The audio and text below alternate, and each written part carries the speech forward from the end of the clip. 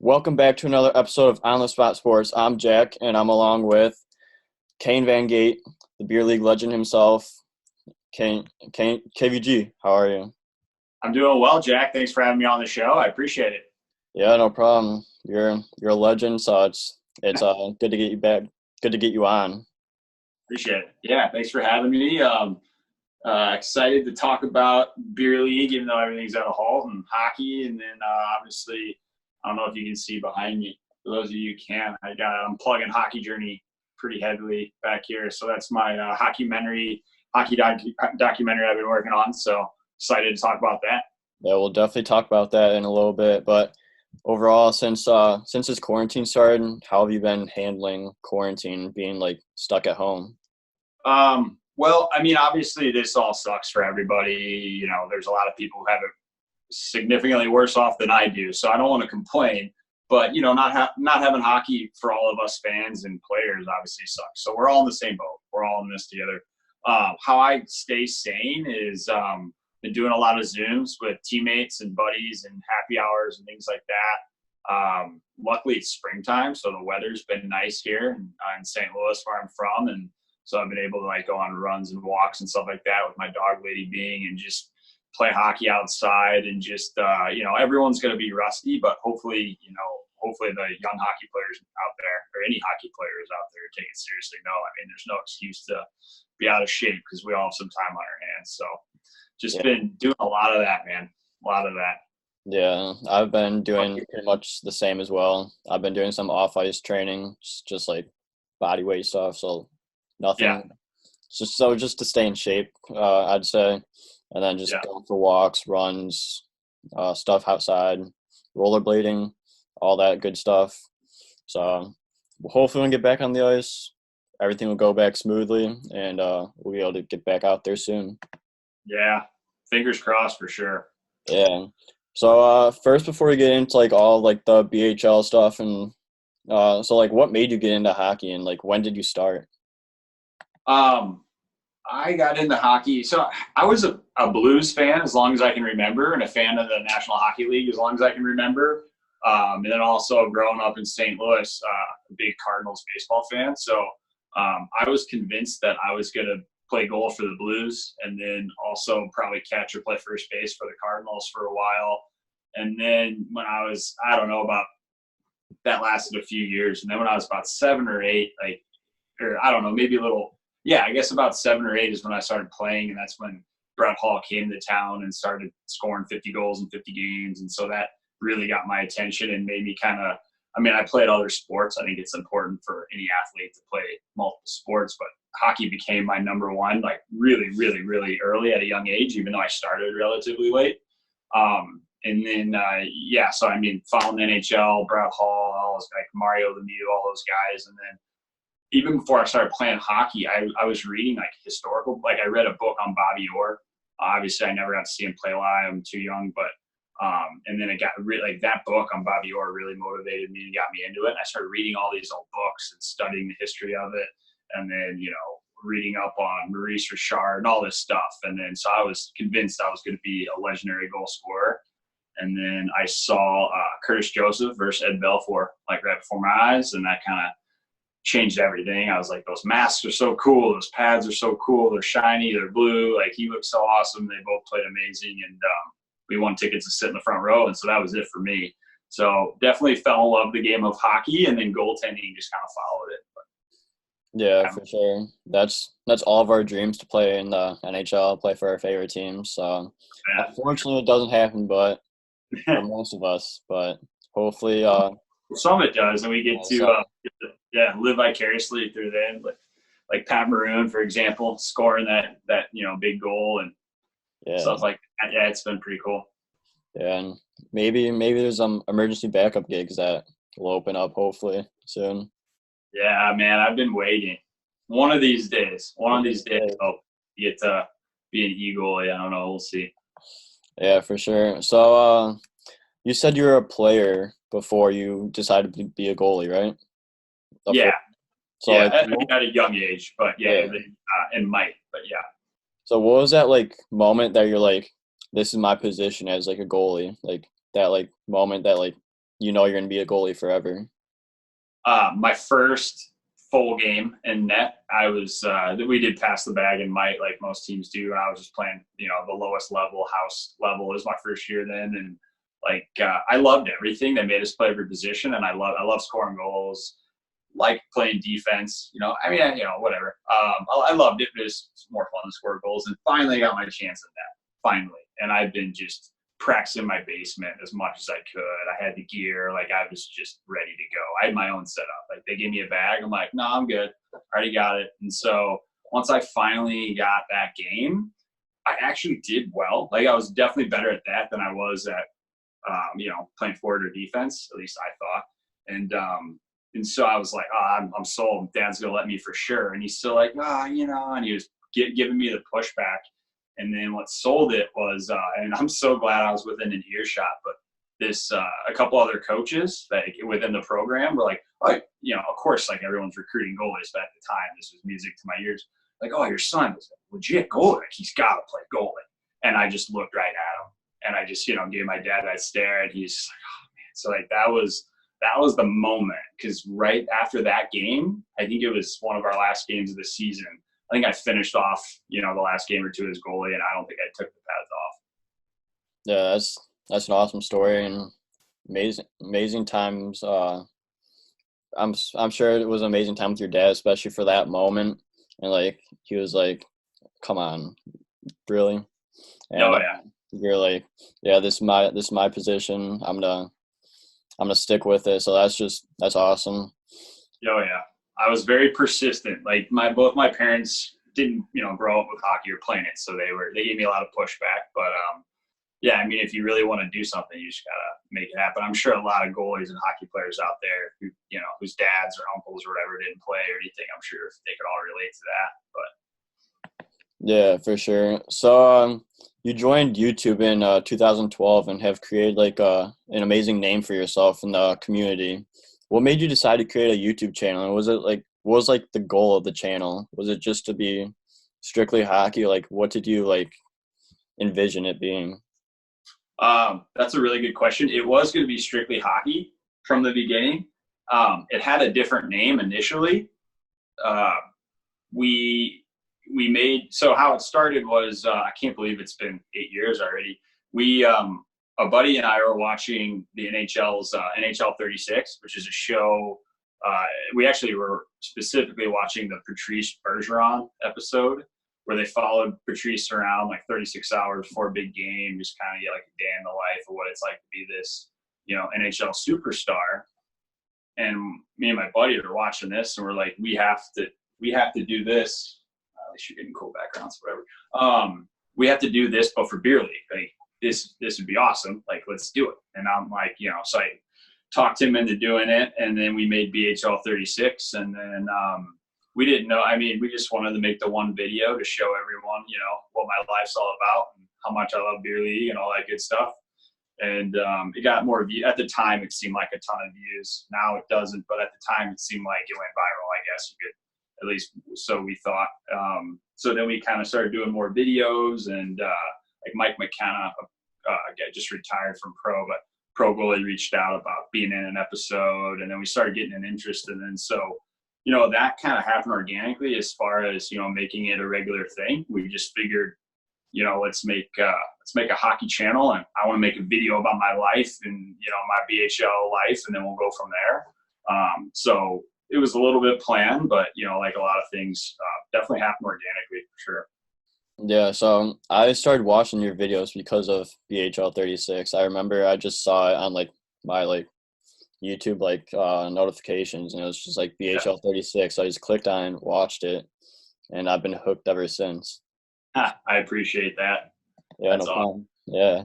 So, it was really for all the beer leaguers out there, or for any hockey. I hope any hockey fan can enjoy it. Or I wish it'd be awesome if dudes in the show would watch it too. But I think it's definitely relatable for any beer leaguer. I would hope. But yeah, we had a lot of fun with that. Yeah, it is relatable for sure.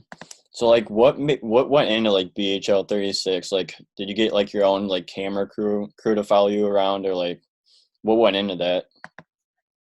I want to say yes, that we had a legit production and camera crew and all that.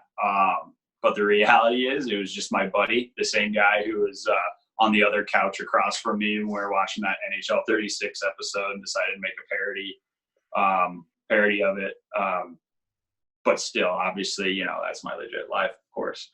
So anyways, he did it, but he has he's a background in video, and he knows what he's doing, and he went to school for, editing and a lot of this stuff. So it's not like we just, picked up the camera and just kind of like figured it out as we went.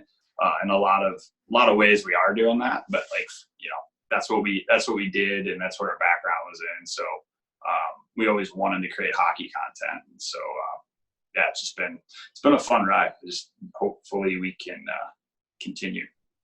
Yeah, that's awesome. So then after the BHL 36, you created the BHLPA. So what exactly is the BHL and the BHLPA? Well, I mean, it's really just parodies. I mean, I've always been a big fan of the NHL and the NHLPA, and then when you're not a member or when you don't make it, which, like we were talking about earlier, sometimes things don't go the way you want, but you still love the game and want to play and want to make it feel like it's important. So that's really just kind of a parody out of respect. But in reality, it's a apparel line that kind of ties in with all our videos and things like that. So if you go to BHLPA.com, that's the e-commerce site where you can shop and, buy franchise goalie coffee mugs or T-shirts, or you can get a set of pillows that actually have like retro goalie pillows on them. And we have a lot of cool items, and I'm actually glad you asked, because we're gonna add a lot more in the next month or two here, and then hopefully do some well, I don't want to give away too much, but hopefully do some kind of tie-in with the charity here, just given what's going on outside us. So, but anyway, some exciting news there. But yeah, so BHLPA.com is the apparel line, and it's kind of like a line for like we were talking about earlier with BHL 36 being relatable, to you. It's an apparel line for beer leaguers by beer leaguers. All roads lead to beer league is the slogan. Yeah, that's awesome. Just like to have like that platform, just like beer league being the spotlight. It's kind of like an NHL, kind of like a really like professional, like done thing. So it's awesome. Thanks, man. Appreciate that. Yeah. Yeah. So was it hard making the BHLPA, or like how do you like come up with it and like create it? You mean like building the website, or? Yeah. No, not really. It was a few of us just getting started, just kind of brainstorming, and then we had now we do everything ourselves, but we really just had someone who had experience doing it just kind of show us how everything's done on the back end. And everything seems a lot more complicated than it is, and then you get back there and you get your hands dirty and get to work, and it's really not so bad. So now we're running all that on our own, and it's keeps us busy, but that's, for us, it's kind of just like a little piece of what we're trying to do. Honestly, I never really thought like apparel was never the goal. It really wasn't like I'll be completely honest, it wasn't like a big goal for me, but it just made sense. Like I was wearing franchise goalie hoodies and things like that in videos just because I wanted to. Like I'd go out and make a custom hoodie or t-shirt or hat or whatever. And all of a sudden we had, a lot of goalies asking about it. So why don't we let's just do this for real. So it wasn't that hard, but yeah, it definitely took us like a year to get it off the ground. Yeah, and now it just seems like it's growing. It's like a big thing right now.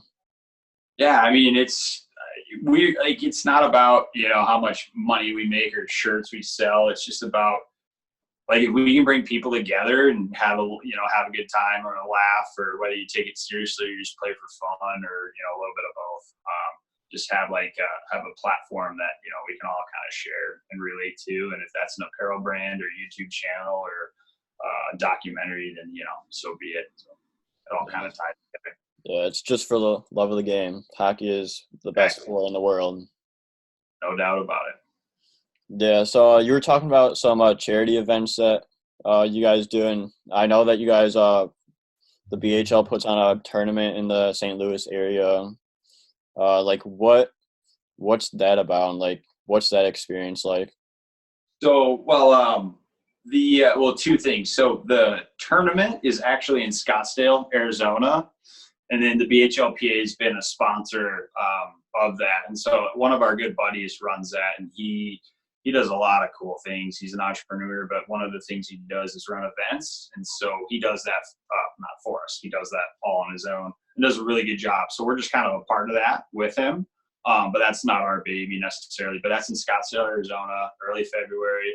Best weather you can imagine when everyone else is freezing. So it's a really good time. It's also Super Bowl weekend, and that's when the Waste Management PGA Tour is on there for all the golf guys getting in the golf or in the partying or in the live music. It's assuming everything goes back to normal. It's quite an experience. So I highly recommend that. And then the St. Louis tournament I did, if you're referring to that charity, that's a separate thing. It's called the Frozen Cup.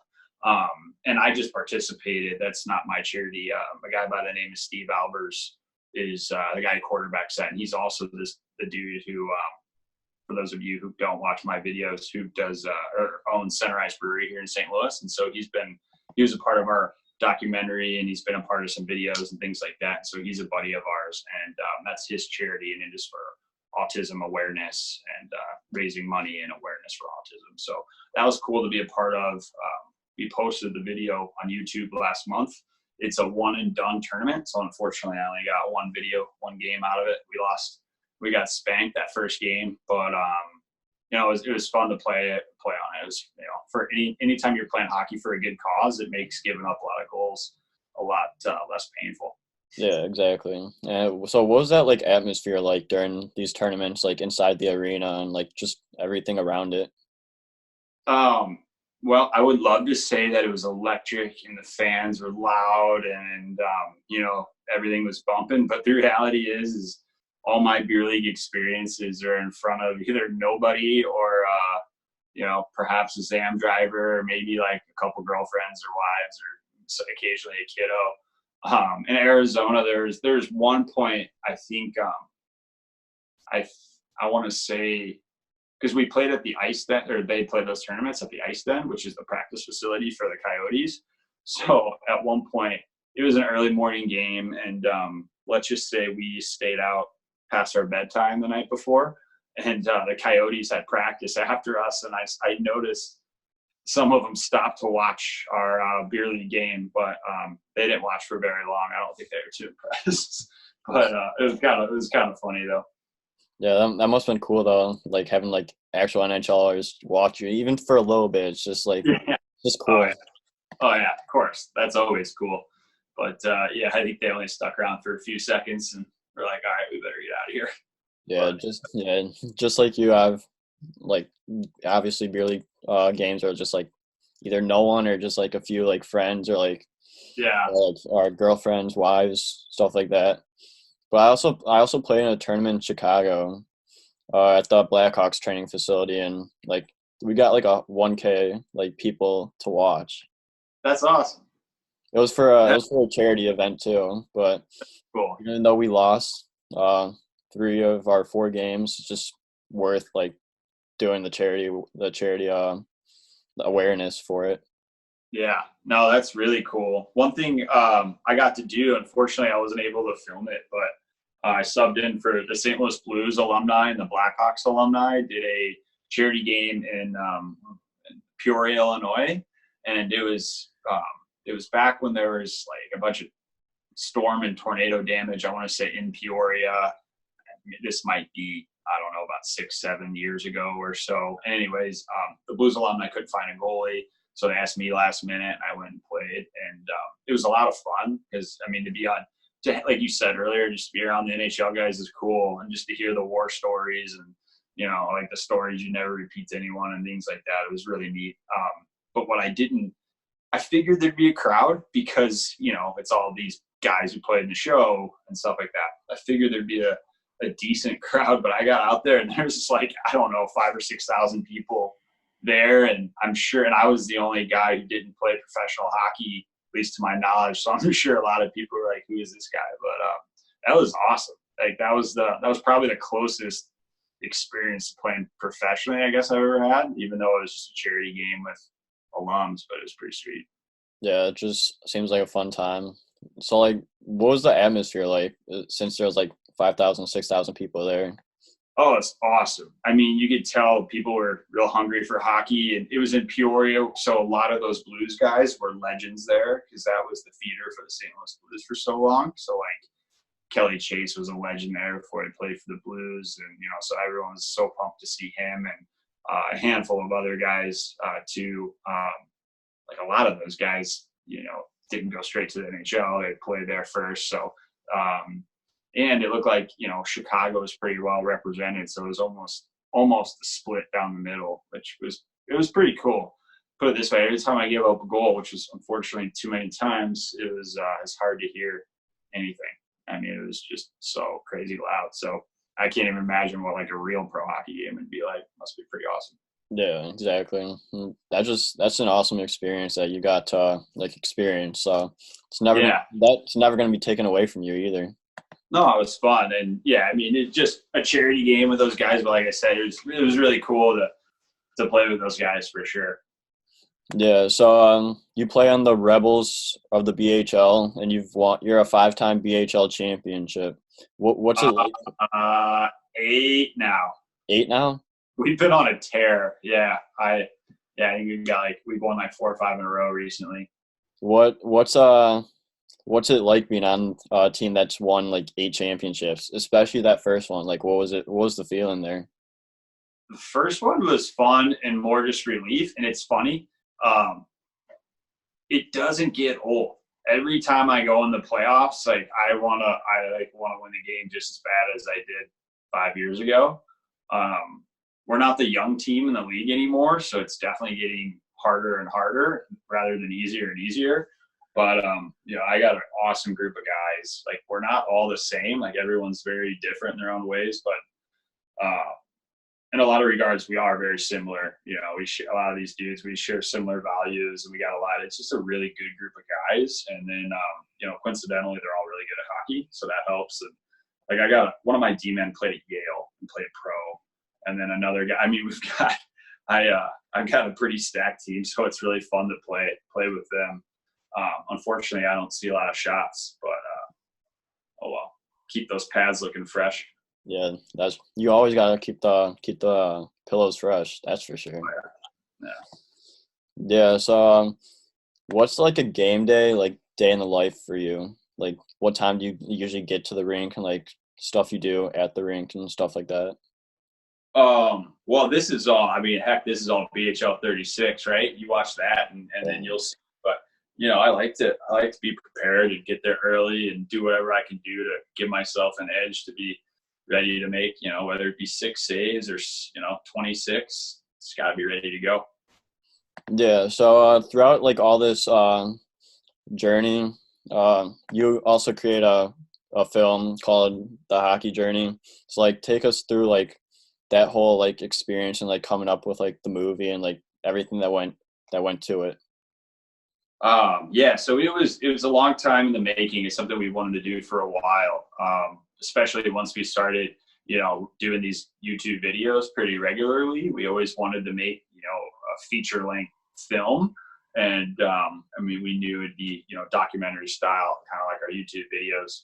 So it took us, I'd say on the creative end, on figuring things out, that was a good six to 18 months, give or take. And then as far as, filming wasn't too bad. That took us about a year. And this is, of course, spread out. We're not filming every single day, obviously, but very spread out. And then after that, like post-production was a good 2 years. And with all that overlapping, I would say it was a good 2-3 year project total. It's an insane amount of work. It was by far the hardest thing we've ever done. We worked our butts off, especially the last like year or two. But I'm super proud of what we have. I mean, it's kind of like you said. I mean, or like I said earlier. I mean, it ties in with everything we're doing, but it's a whole nother level of awesome. Actually, it's way cooler than anything we put on YouTube, because it's relatable for anyone, fan, guy who played the NHL, a new fan of hockey, someone who grew up with hockey around them their whole life. Everyone can relate to it. And we have a collection of interviews from, guys who played in the NHL and guys who wish they did and guys who are just fans and just hodgepodge of different hockey personalities. And it just takes you on this ride that really is just it's like a hockey love story, and it all kind of comes together at the end and has a real feel good message about how hockey brings people together. And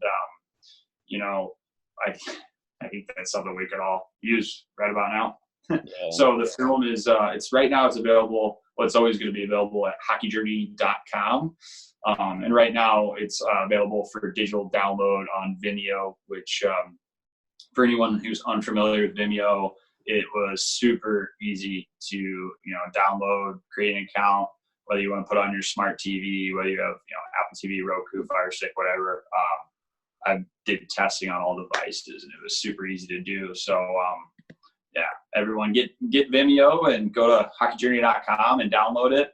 If you're a Pavel Barber fan, you're gonna freaking love this, because it's you see a side of him that you've never seen before, and he talks about his deep passion for the game and how it all started and how he got to Vancouver, and he's one of the many awesome interviews, but he's a huge part of it. I mean, he's one of my sidekicks, him and Greg Bowden, who's another very interesting and awesome hockey personality too. So hopefully you guys love it. So far, we've had really good feedback, so I'm excited about it. Yeah, I'm definitely gonna have to check it out. Once we get done with this episode, I'll definitely go download it. Thank you. Yeah, appreciate that. Yeah. So, what was your favorite part about making this film? Favorite part? I don't know. It's hard to. That's a good question. Filming was the fun part. I mean, that was challenging in and of itself, but the hardest part is putting it all together. I mean, that is so much work. I don't think people realize that, you film something and then people are like, all right, well, put it on YouTube.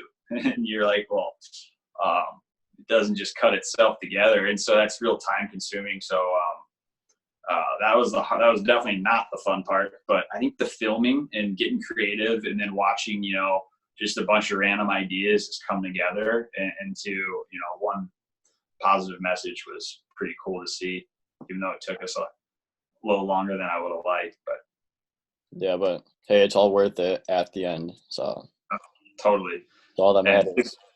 The coolest thing about it, and I don't want to sound cheesy. I'm not trying to sound cheesy here. This is so true.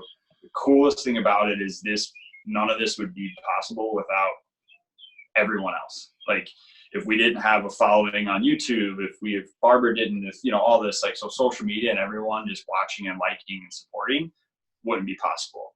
And then a whole nother layer to that, even though this is a super low budget film, we wouldn't even been able to put this together without the help of a lot of people on Kickstarter. So we did a Kickstarter campaign that raised around $16,000 US, and that really helped us, figure out a way to finish this darn thing, because it's incredibly expensive and a lot of work. So everyone who's kind of, whether they, shared a video or donated $10 or whatever the case may be, there's countless people who help make this happen. And so no matter what, that's just something to be super grateful for. And that's just another reason, like you said earlier, why hockey is just the best sport in the world.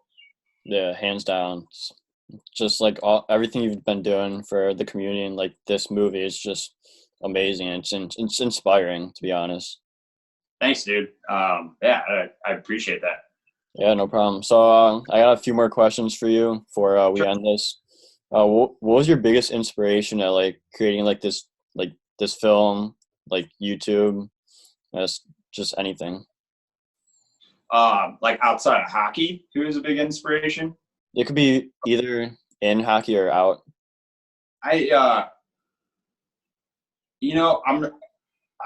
Initially I saw, and I'm not comparing myself, it's just initially I saw Macklemore, the musician, the rapper, use social media to, make his dreams come true. He used Instagram and YouTube to go platinum and do all these amazing things without anyone helping him. And, I'm not saying that's what I'm doing, but I'm saying that's what I'm trying to do. I'm just trying to do my thing. And, like if I tried to go the Hollywood route, there's no way this would ever be possible. Obviously, YouTube was my only option, and I took the routes I did. But anyways, I'm just super thankful that we have these avenues to express ourselves. Like anyone can go on YouTube and create a channel, right?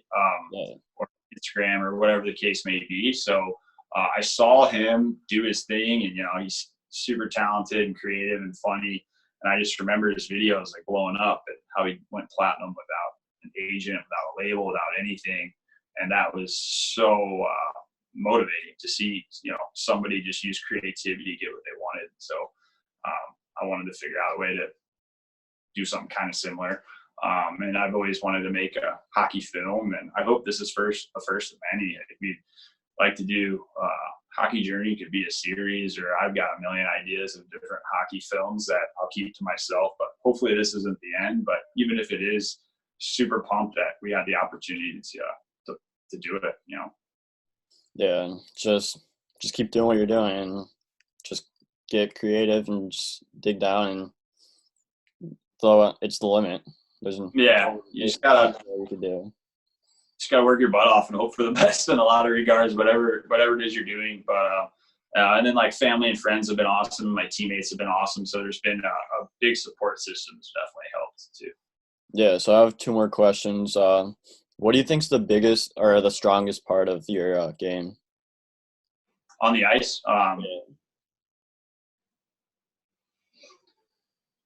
I think position.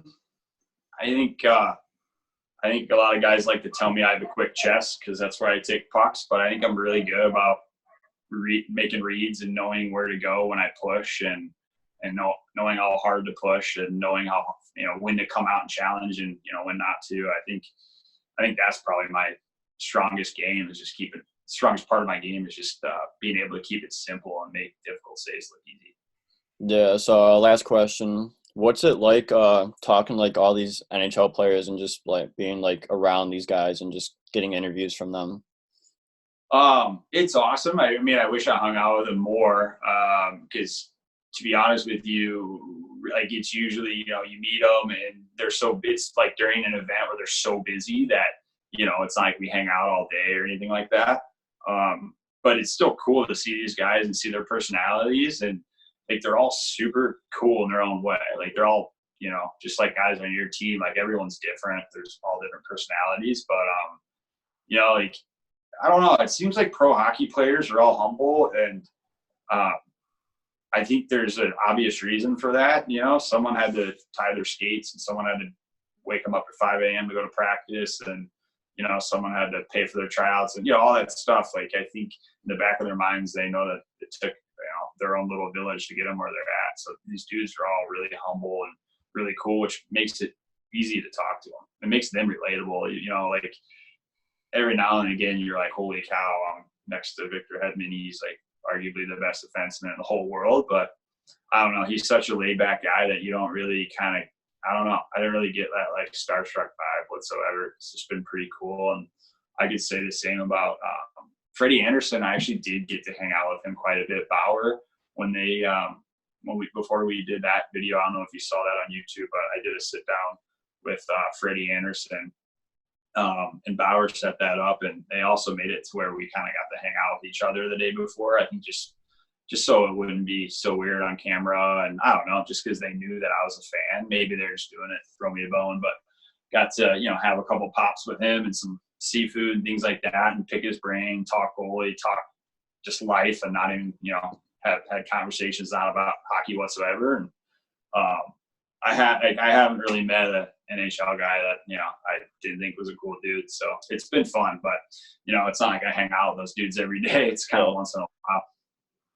Yeah, just like you, like the humbling experience. Like I've had like 10 plus 10, 11, 12 professional athletes on this podcast so far, and they've all been super cool, super chill. It's amazing that they're professionals and they're just humble, and love to awesome. Talk to you. That's great to hear. It's great to hear. Yeah, I gotta listen to those. Yeah, you should for sure. So KVG, thank you so much for coming on. I had a lot of fun. I hope you did. So just Thank you for coming on. It's a lot of fun. Yeah, Jack, thanks so much for having me, dude. I really appreciate it.